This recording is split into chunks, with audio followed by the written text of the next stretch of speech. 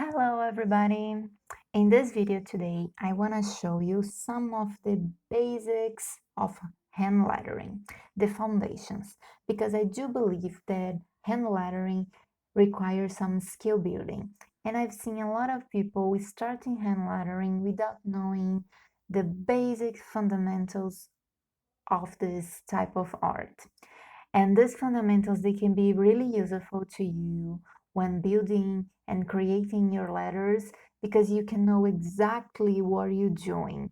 So I'm going to teach you some of the fundamentals that I think are really important, and we're going to go through letter form, anatomy, and terminology in the lesson today. So let's start by talking a little bit about the letter form. First of all, if we draw a line to fit the letters we're working with, this top line right here is usually called the cap line. And it works not only for this type of letter, but for any other type of letter. The top line is always the cap line. And the bottom line is the baseline.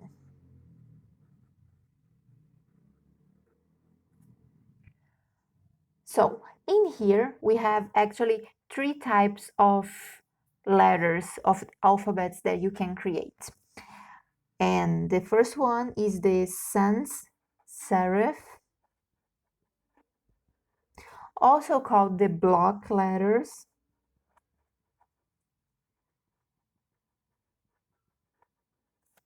Then we have this middle one that is the serif alphabet.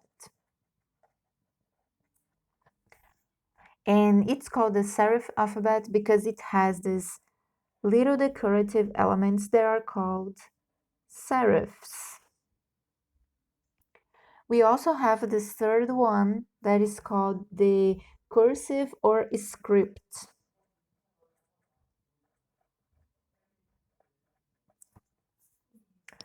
And I have a video explaining the four main types of letters that you can start with these three included, and one more. You can look for that in the description below. Okay, with those basics right here, we can go into the letter form of this type of alphabets. First of all, in this first letters right here, we have a mono weight letter, which means that the letters, they all have basically the same weight in every stroke. And remember, a stroke is basically every line that composes a letter. So in this O, the full O is a stroke. In the F, we have this vertical stroke and two horizontal strokes. So a stroke is basically every line that composes a letter. And in this sans serif mono weight, we usually have the same weight everywhere we look, or basically the same weight. We know how, as it is hand drawn, sometimes we have a little bit of a difference, but the basic is that we make it look almost like if it was the same weight everywhere. And we can have variable weights too, which is the case of these serif types here. You can see that we have a variable weight. This stroke is a lot thicker than this one, and we can see the same in every other letter we have here. And also for the script type, we have variable weight everywhere. So this is how we categorize the weight of this letter form. Also, we can talk about some of the elements that form the letters. For example, these vertical strokes are called the stem. And we can have a ligature here, like in this one. You can see that I put the two teeth together. So we can give some personality to a few letters if we mix them together in only one letter. Um, right here, this letter R, it has what we call a leg, right? It's basically this stroke that comes out, but it's not vertical, it's angled. This part of the R, and we can have it on the B too, it's called the bow. And we have some letters that have diagonals, like the M right here. This is a diagonal. Okay? We can have an apex, which is this top part of this letter, apex. And counterforms are these shapes formed inside of a letter. So we have it in this O, in this A, and also we can have this in here on this cursive E.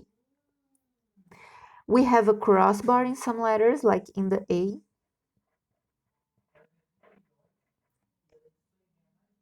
And a vertex, like in this M. This is a vertex. The end of a letter, like I have in here, I can also have it in here. It's called the terminal.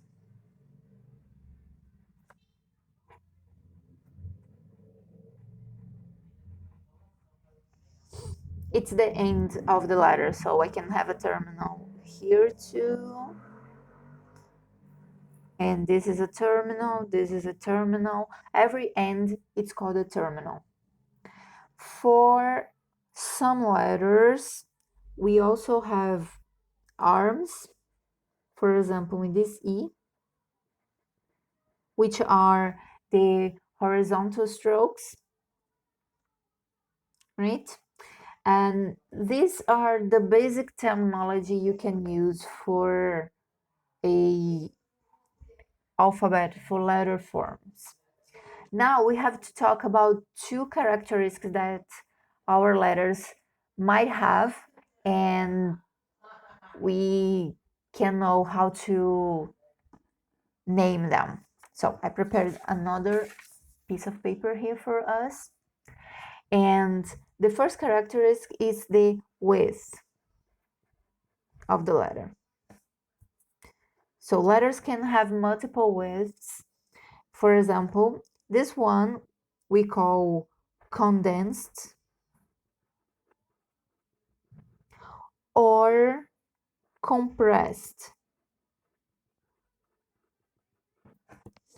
Okay, this one we call the normal, which is kind of in the middle of the three we have here.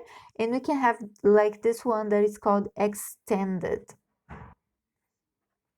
or wide. Okay, so we have condensed and extended, and in the middle of them falls the normal, which is a regular sized letter. Okay, and we can also have some differences in the stroke. In this case, we have a monoweight letter, so it's the same width everywhere, and we characterize the width of this letter. And in here, we can have the weight of the stroke itself. So we have the weights. And we can have a thin letter, or we can also call it light thin or light letter.